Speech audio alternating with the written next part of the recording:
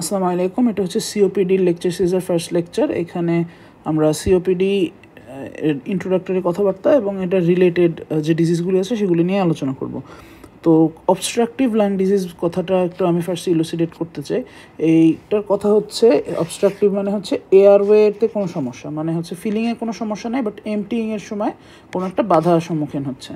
আচ্ছা, তো সিওপিডির যে ডেফিনেশনটা এটা ডাব্লিউএইচও দিয়েছে, তো এই ডেফিনেশনটা হুবহু মাথায় রাখতে হবে। ডেফিনেশনটা যদি ব্রেকডাউন করে ফার্স্টলি একটা ইন্ট্রোডাক্টরি কথা বলা সিওপিডি সম্পর্কে, দেন হচ্ছে এখানে কি সাইন্স অ্যান্ড সিমটম অ্যারাইজ করে এবং এই সাইন্স অ্যান্ড সিমটম অ্যারাইজ করার প্যাথোলজিটা কী, এবং এই পুরা যে প্রসেসটার এই ডিজিজটার পজিটিভ এজেন্ট বা কজটা কী আর কি।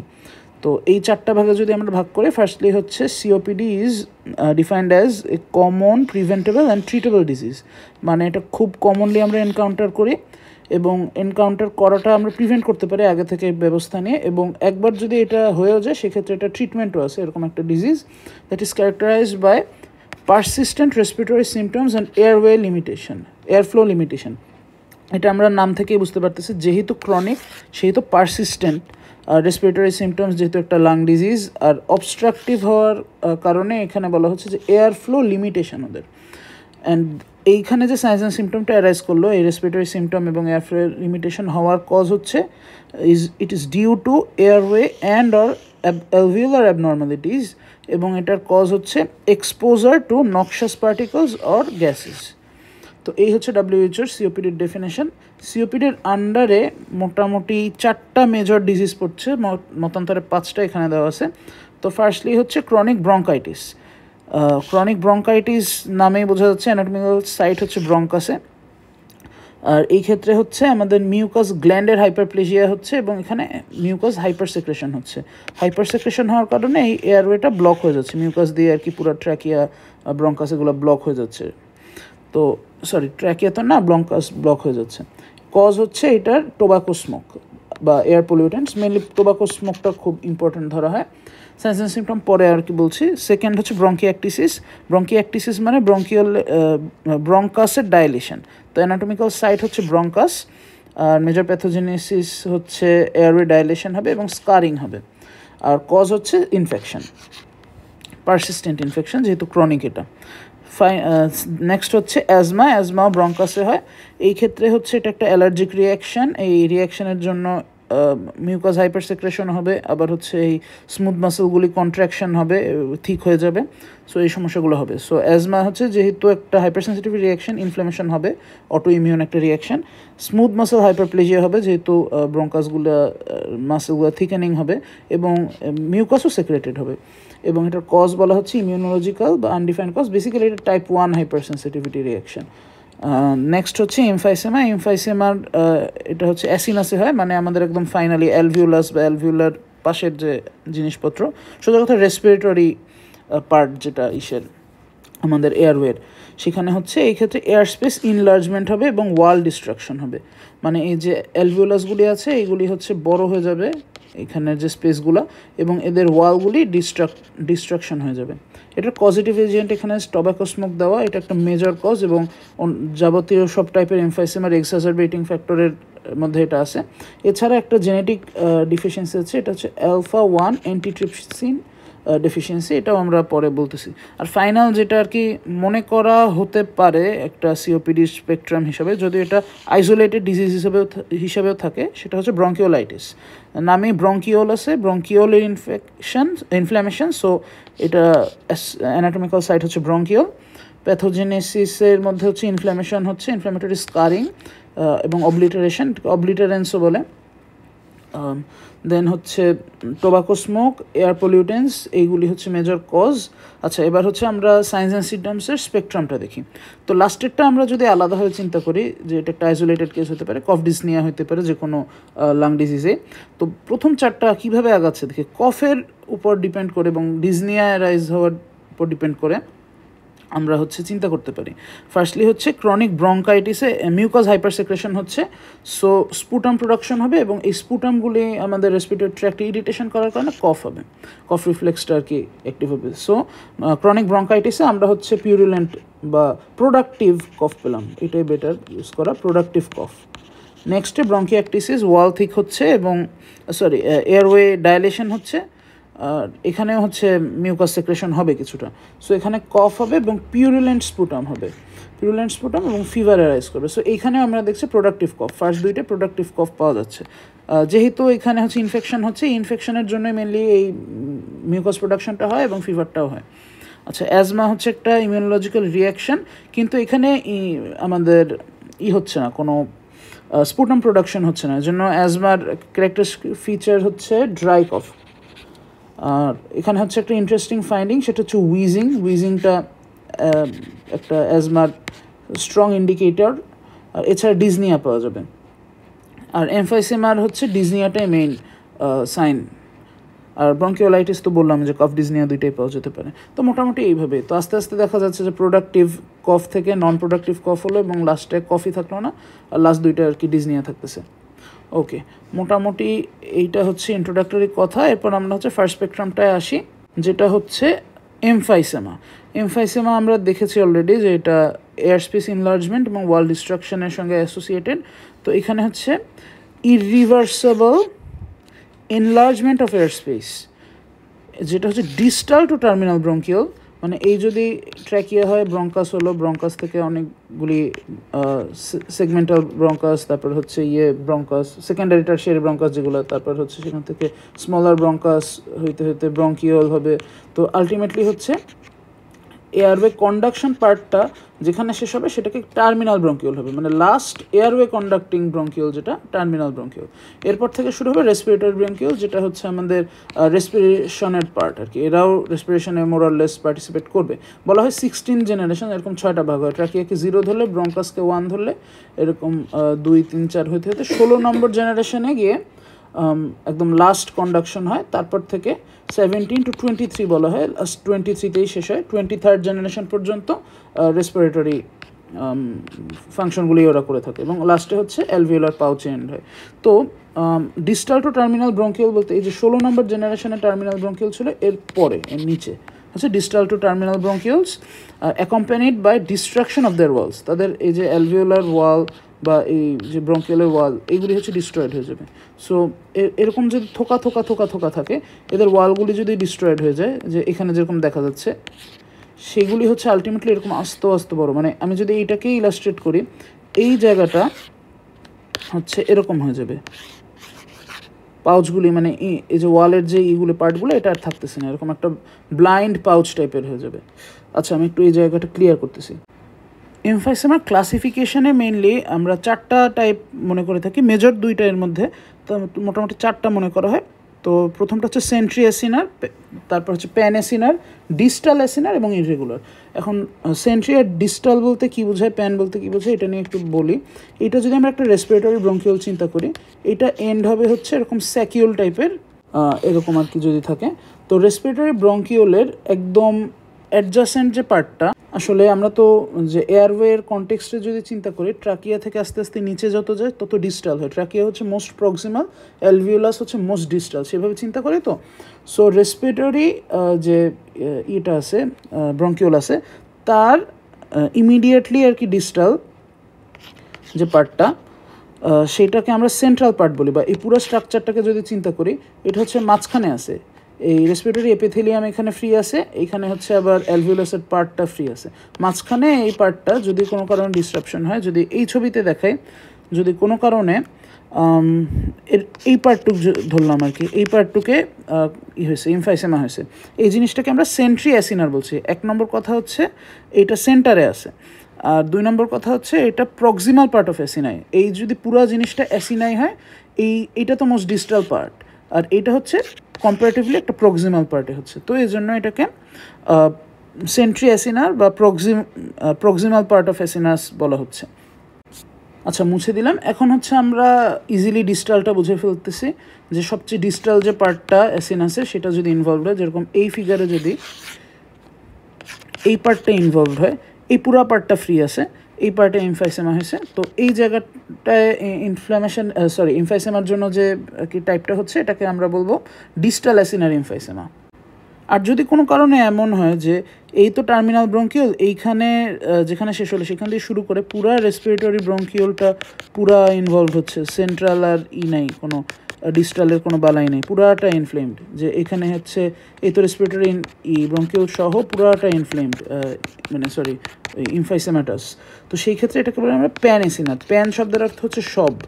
সো প্যান এসিনার হচ্ছে respiratory bronchiole to terminal alveoli পর্যন্ত আর কি এটার এক্সটেন্ট।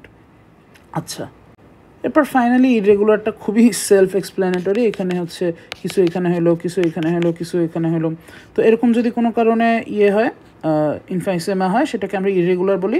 ইরেগুলারের কথা একটু আমি অ্যাড করতে চাই সাথে, যে এটা হচ্ছে ইনভেরিয়েবলি লিঙ্কড উইথ স্কারিং। এই জিনিসটা একটু মাথায় রাখা ইম্পর্টেন্ট। আর এটা হচ্ছে ক্লিনিক্যালি লিস্ট রিলেভেন্ট আর কি। ক্লিনিক্যালি এটা অনেক ম্যাক্সিমাম ক্ষেত্রেই সাইলেন্ট থাকে, সো এটা নিয়ে আমরা বেশি একটা টেনশন করি না।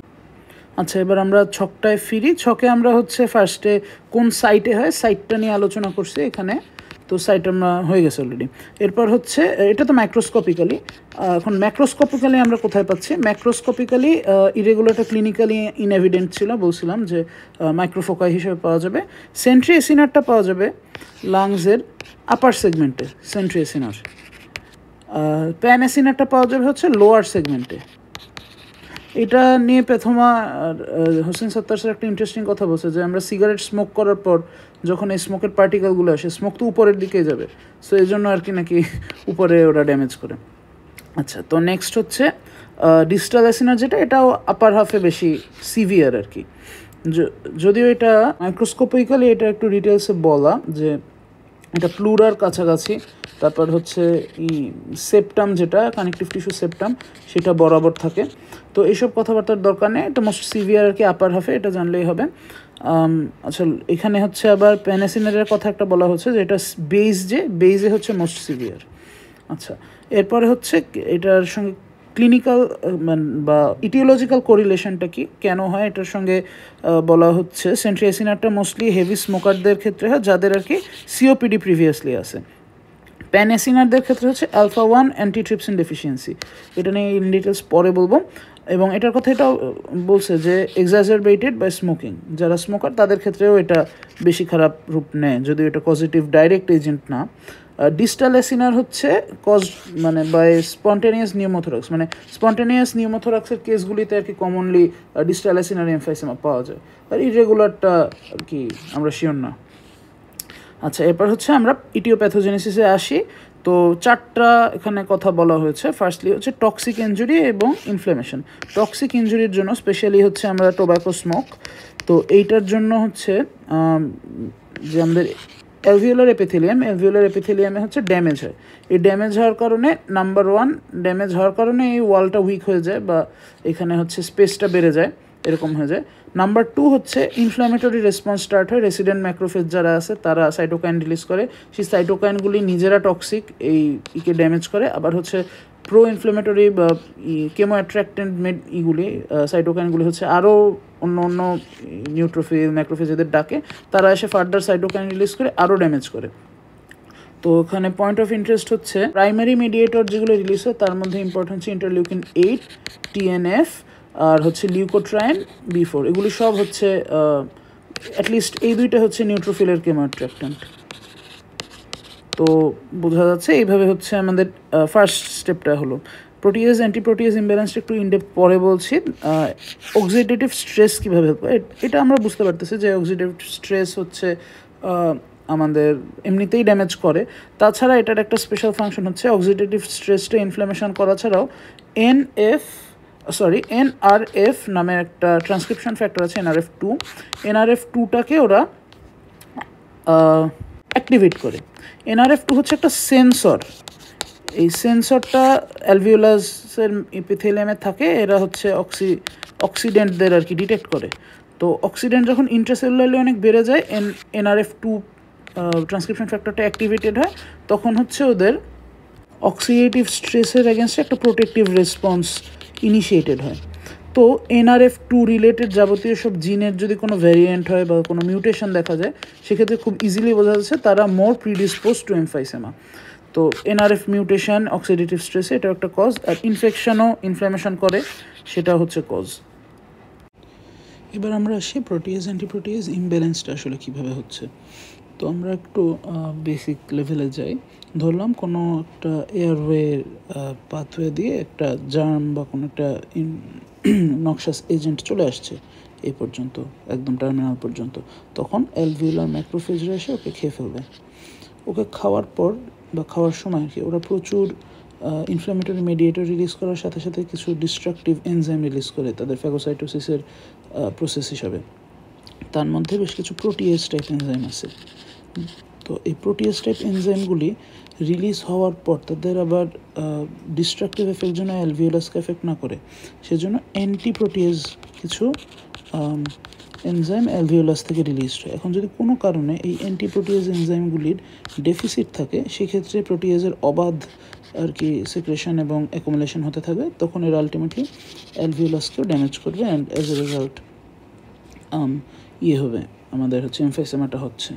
এখন কথা হলো যে একটা বিশেষ টাইপের আছে প্রোটিয়েজ আছে যেটা হচ্ছে ইলাস্টিনকে ডিস্ট্রয় করে। এখন এই প্রোটিয়েজের নাম হচ্ছে ট্রিপসিন,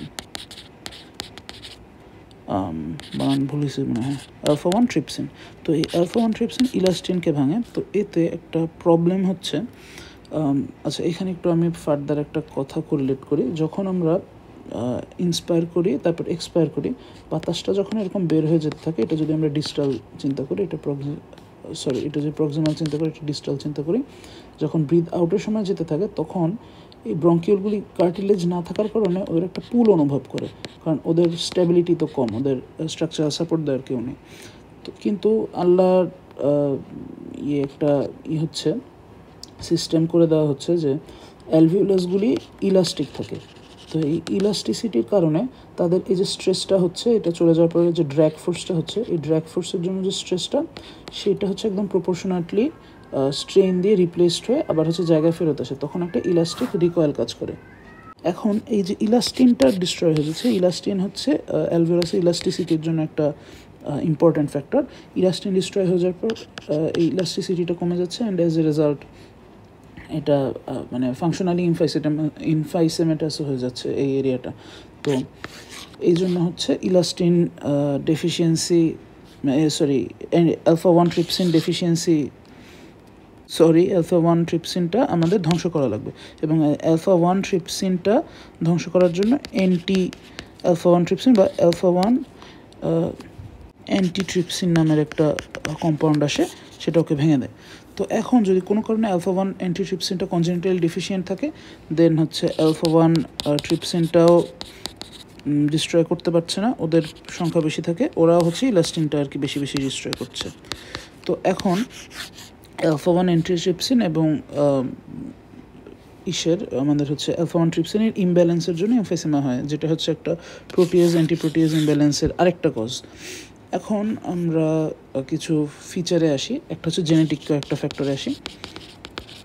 কজটা যদি চিন্তা করি, নর্মাল এই অ্যান্টিট্রিপসিনের প্রডিউসিং যে অ্যালিলটা, সেটাকে PIM দিয়ে ডিজিগনেটেড করা হয়, এবং এটা PIM আকারে নর্মালি আমাদের নর্মাল হিউম্যানের বডিতে থাকে।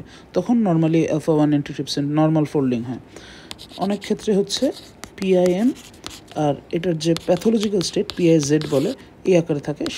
এরাও রিলেটিভলি অ্যাসিমটোমেটিক, কিন্তু যদি কোনো লোক স্মোকার হলে হচ্ছে তাদের এই এক্সাজারবেটেড হয়, তখন হচ্ছে অ্যাসিমটোমেটিক থেকে সিমটোমেটিকের দিকে চলে যায়। যদিও জেনেটিক্যালি চেঞ্জটা হয় না, কিন্তু তাদের ক্ষেত্রে হচ্ছে এই স্ট্রেসটা আর করতে পারে না, কারণ এইখানে এরকম হেটারোজাইগাস অবস্থা থাকা মানে হচ্ছে reduced amount of alpha-1 antitrypsin.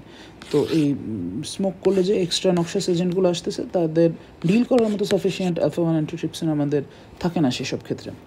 আচ্ছা, ফাইনালি হচ্ছে যেটা pathological state PIZ form, homozygous PIZ যেটা আছে, PIZ দিয়েও ডেজিগনেট করে পিজ। তো এই পিজ আকারে যখন থাকে তখন alpha-1 অ্যান্টিট্রিপসিন একদম কমপ্লিটলি অ্যাবসেন্ট থাকলে হচ্ছে স্মোক করি না করে যে কোনো অবস্থায় এমফাইসেমা ডেভেলপ করতে পারে। এখানে আরেকটা পয়েন্ট টু নোট হচ্ছে, alpha-1 অ্যান্টিট্রিপসিন যে কম্পাউন্ডটা, এটা প্রডিউস হচ্ছে লিভারে। সো কোনো কারণে এই অ্যালফা 1 অ্যান্টিট্রিপসিনের যদি মিসফোল্ডিং হয়, যেটা ইউজুয়ালি কারণ হয়ে থাকে এই পিস জিন থাকার কারণে, পিস আকারে থাকলে মিসফোল্ডিং হয়। এই মিসফোল্ডেড অ্যালফা 1 অ্যান্টিট্রিপসিনটা আমাদের হেপাটোসাইটের যে এন্ডোপ্লাজমিক রেটিকুলাম সেখানে তারা জমা হতে থাকে। তো এই মিসফোল্ডেড অ্যালফা 1 অ্যান্টিট্রিপসিনগুলি জমা হতে হতে একটা সময় ড্যামেজ করে, হেপাটোসাইট ড্যামেজ। তো হেপাটোসাইট ড্যামেজ হওয়ার কারণে দেখা যায় যে অ্যালফা 1 অ্যান্টিট্রিপসিন ডেফিসিয়েন্সিতে লিভার সিরোসিস হয়। এবং এই অ্যালফা 1 অ্যান্টিট্রিপসিনের যে ইগুলি মানে অ্যাকুমুলেশনগুলি, এগুলি হচ্ছে পাস স্টেইনিং দিয়ে দেখা যায়, পিরিয়ডিক অ্যাসিড শিফট স্টেইন দিয়ে আমরা হচ্ছে এটা দেখতে পারি। আমার যদি ভুল না হয়ে থাকে একটা পার্পল স্টেইন দেয় ওরা, সরি পিঙ্ক স্টেইন দেয়, সরি। আচ্ছা, তো মোটামুটি জেনেটিক লেভেলে এইটুকু আলোচনা। ক্লিনিক্যাল ফিচার নিয়ে আমি আরেকটু কথা বলি। ক্লিনিক্যাল ফিচার হচ্ছে বেসিক্যালি আমরা অলরেডি যেটা আলোচনা করছি, ডিজনিয়া থাকবে এবং হচ্ছে কিছুটা কাফ থাকবে, slight calf with minimum sputum. এটা একটা ডিফারেন্সিয়েটিং পয়েন্ট। সিওপিডি যখন আমরা বলি, সিওপিডি বলতে দুইটা ডিজিজ মেনলি বোঝায়, এমফাইসেমা আর হচ্ছে ক্রনিক ব্রঙ্কাইটিস। যদি বাকিগুলি অবস্ট্রাকটিভ এবং ক্রনিক ডিজিজ, কিন্তু সিওপিডি এই দুইটা ম্যানিফেস্টেশনের মধ্যেই থাকে, ডেভিডসনে বলা হয়েছে। আর ক্রনিক ব্রঙ্কাইটিস প্রিডোমিনেন্ট না এমফাইসেমা প্রিডোমিনেন্ট সিওপিডিতে, সেটা চেক করার জন্য স্পুটাম লেভেলটা আর কি একটা ইম্পর্টেন্ট একটা ডিফারেন্সিয়েটিং পয়েন্ট। মিনিমাম স্পুটাম থাকলে সেটা হচ্ছে আমরা বলি এমফাইসেমাটাস ভ্যারাইটি সিওপিডির। আচ্ছা, তো কফ উইথ মিনিমাম স্পুটাম, অনেক সময় ড্রাই কফও থাকতে পারে। আর এখানে ইন্টারেস্টিং পয়েন্ট যেটা, পার্সড লিপ এক্সপাইরেশন হয় এবং প্রোলংড এক্সপাইরেশন হয়। পার্সড লিপের মজাটা কি, এই যে আমরা এখানে রেসপিরেশন করছিলাম, এইখানে যখন যাওয়ার সময় একটা ড্র্যাগ প্রেশার ক্রিয়েট হয়েছিল, এখন তো ইলাস্টিসিটি নাই, সো এদের আর কি ইলাস্টিক রিকলের কোনো উপায় নেই, এখানে এরকম ড্র্যাগড হচ্ছে। কিন্তু যখন পার্সড লিপ দিয়ে ইন্সপাইরেশন অ্যান্ড এক্সপাইরেশন হয়, সেই ক্ষেত্রে হচ্ছে এটা একটা প্রোলংড এবং স্লো আকারে যায় এই পার্স স্লিপের হওয়ার কারণে, তখন হচ্ছে ড্র্যাগটা অত বেশি অনুভব হয় না। কারণ এটা যখন ফাস্ট যে পরিমাণ পুল হবে, স্লো গেলে কিন্তু তার চেয়ে অল্প পুল হবে। সো এই পুলটা না থাকার কারণে মেকানিক্যালি ন্যাচারালি আর কি সিওপিডির এমফাইসেমা ভ্যারাইটির যে সিওপিডি পেশেন্ট, তাদের ক্ষেত্রে এরকম একটা পার্স স্লিপ এক্সপাইরেশন পাওয়া যায় এবং প্রোলংড এক্সপাইরেশন পাওয়া যায়। এই জন্য যাদের এমফাইসেমা ভ্যারাইটিটা বেশি থাকে তাদের হচ্ছে পিঙ্ক পাফার বলা হয়, পিঙ্ক পাফার। আচ্ছা, নেক্সট আমরা হচ্ছে দেখতে পারি তাদের চেস্টটা। তাদের চেস্ট ব্যারেল শেপ থাকে। এটার কারণ হচ্ছে ওদের অ্যান্টেরিয়র পোস্টেরিয়র ডায়ামিটার যেটা চেস্টের, এটা হচ্ছে ইনক্রিজড হয়। এইটারও একটা ফিজিওলজিক্যাল কোরিলেশন আছে। একটা আমাদের জিনিস হচ্ছে ফাংশনাল রেসিডুয়াল ক্যাপাসিটি। একটা নর্মাল টাইডাল ভলিউম এক্সপাইরেশন করার পর আমাদের লাংসে যে পরিমাণ এয়ার বাকি থাকে, সেটাই হচ্ছে আমাদের এফআরসি। তো এখন কোনো কারণে যে এয়ারওয়ে ট্র্যাপড বেশি থাকে, সেই ক্ষেত্রে হচ্ছে আমরা এক্সপাইরেশনের সময় আচ্ছা, যে এফআরসিটা জিনিসটা কি, এইটা হচ্ছে একটা ইকুইলিব্রিয়াম পয়েন্ট। এই ইকুইলিব্রিয়ামটা কিসের, আমাদের চেস্ট ওয়ালের যে চেস্ট ওয়ালের যে এক্সপ্যান্ডিং টেন্ডেন্সি এবং লাংয়ের যে কলাপসিং টেন্ডেন্সি, এটার মধ্যে ইকুইলিব্রিয়াম পয়েন্টটা মেনটেন করে হচ্ছে এফআরসি। মানে আমাদের লাং তো হচ্ছে চুপসে যাওয়ার টেন্ডেন্সি থাকে এক্সপাইরেশনের সময়, সো লাংয়ের কলাপসিং টেন্ডেন্সি ডিফারেন্স হচ্ছে চেস্টের এক্সপ্যান্ডিং, এটার ডিফারেন্স হচ্ছে আমাদের এফআরসি। এখন কোনো কারণে হচ্ছে আমাদের এই লাংয়ের কলাপসিং টেন্ডেন্সিটা বেড়ে গেল, যেরকম হচ্ছে এমফাইসেমার ক্ষেত্রে ইলাস্টিক রিকয়েল কাজ করতেছে না, তারা বেশি আর কি কলাপস করতে যাচ্ছে। সেই ক্ষেত্রে হচ্ছে আমাদের এই যে পার্টটা বিয়োগ হচ্ছে উপরের পার্ট থেকে, ধরি এটা যদি 100 থাকে, এটা যদি এমনিতে আগে 80 ছিল আর এফআরসি তখন ছিল হচ্ছে 20, এখন এইটা বেড়ে 90 হয়ে গেছে, তো এটা কমে 10 হয়ে যাচ্ছে। এখন ওকে মেনটেন করার জন্য আমার এই জিনিসটা বাড়াতে হবে। এই জিনিসটা বাড়ানোর জন্য, এই চেস্টের এক্সপেনশনের বেশি করার জন্য তারা হচ্ছে এই দিকে টান বেশি দেয়, তাদের চেস্টটা এক্সপ্যান্ড বেশি হচ্ছে যেন লাংসটা কলাপস না করে। তো ফাংশনালি হচ্ছে ও বেড়ে এক পর্যায়ে এত বেশি বেড়ে যায় যে এফআরসিটা ফাংশনালি ইনক্রিজ থাকে। কারণ আমাদের হচ্ছে লাং কলাপসিং টেন্ডেন্সিটাকে নেগেট করা লাগবে, এটাকে অলওয়েজ জিরো রাখা লাগবে, কারণ না হলে হচ্ছে লাং কলাপস করলে তো আমরা শ্বাস নিতে পারতেছি না। সো ফাংশনালি হচ্ছে এইটা ঠিক থাকতেছে আলটিমেটলি, এই চেস্ট এক্সপেন্সিবিলিটিটা অনেক বেশি বেড়ে যাচ্ছে অ্যান্ড অ্যাজ এ রেজাল্ট এফআরসিটাও বেড়ে যাচ্ছে। তো এইভাবে আমাদের এই যে ডায়ামিটারটা চেস্ট এবং লাংসের এই ডিস্টেন্সটা বেড়ে যাচ্ছে, এই জন্য অ্যান্টেরিয়র পোস্টেরিয়র ডায়ামিটার বাড়ছে, ব্যারেল শেপ চেস্ট হচ্ছে। এখন এখান থেকে একটা কোরিলেশন হচ্ছে এফআরসি কমে যাচ্ছে, এরকম একটা কন্ডিশন কি হতে পারে, সেটা হচ্ছে লাং ফাইব্রোসিস। লাং ফাইব্রোসিসে লাং হচ্ছে ইয়ে থাকে, আনরিলেন্টিং থাকে, বা যে কোনো আর কি যে রেস্ট্রিকটিভ লাং ডিজিজেই এই আনরিলেন্টিং থাকে। তারা হচ্ছে ইন্সপাইরেশনের সময় তারা একটা বাধা ক্রিয়েট করে এবং তারা হচ্ছে ইজিলি কলাপস হয় না। তো সেই ক্ষেত্রে হচ্ছে আমাদের এই সমস্যাটা দেখা দেয়। এনিওয়েজ আমাদের মোটামুটি এটাই মূলত আলোচনা।